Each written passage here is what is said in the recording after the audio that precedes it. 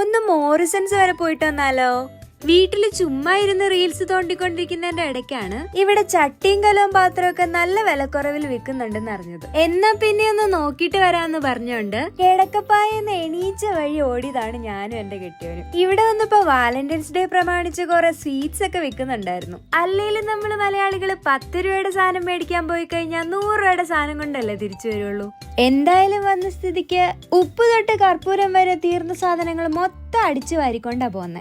ഇവിടെ നിന്നല്ല വേറെ ഏത് കടയിൽ ചെന്നാലും സാലഡിന്റെ ഒരു പാക്കറ്റ് അത് നിർബന്ധം.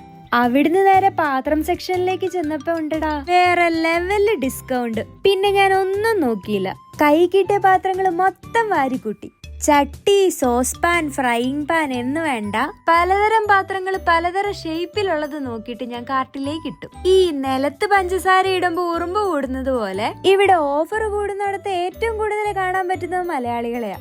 എന്താ പറയണ്ടേ, ഒരു കാർട്ട് നിറച്ച അടുക്കളയിലേക്കുള്ള സാധനം. ഇത് കാണുമ്പോഴുള്ള സന്തോഷം പെൺപിള്ളേർക്ക് മാത്രം മനസ്സിലാവുള്ളൂ. അങ്ങനെ എനിക്ക് വേണ്ട സാധനങ്ങളൊക്കെ കാർട്ടിൽ നിറഞ്ഞതിന് ശേഷം എനിക്ക് വല്ലാണ്ട് ക്ഷീണം തുടങ്ങി. ഇനി വാങ്ങിച്ചു വെച്ചേക്കണ സാധനങ്ങൾ മൊത്തം വീട് വരെ എങ്ങനെ എത്തിക്കുമെന്ന് ഓർത്തിട്ട് എനിക്ക് ഒരു പിടിയും കിട്ടുന്നില്ല. അപ്പൊ ഇന്നത്തെ വീഡിയോ ഇഷ്ടപ്പെട്ട ലൈക്ക് ചെയ്യാനും സബ്സ്ക്രൈബ് ചെയ്യാനും മറക്കല്ലേ. അപ്പൊ പുതിയൊരു വീഡിയോ ആയിട്ട് കാണുന്നവരെ ബൈ.